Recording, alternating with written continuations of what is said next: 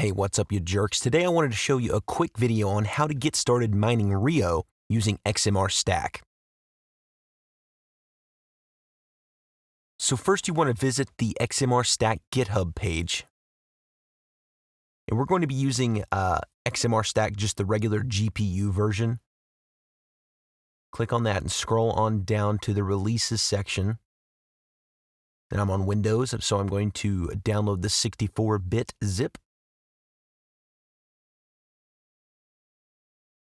Once you've unzipped that, go ahead and open up the folder.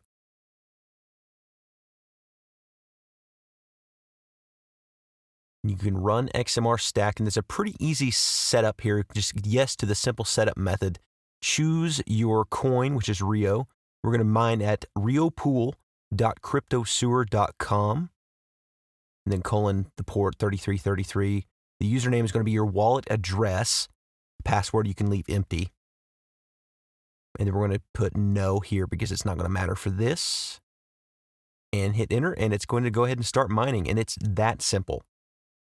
If you have any questions, feel free to add them into the comments section. Please subscribe if you found this helpful.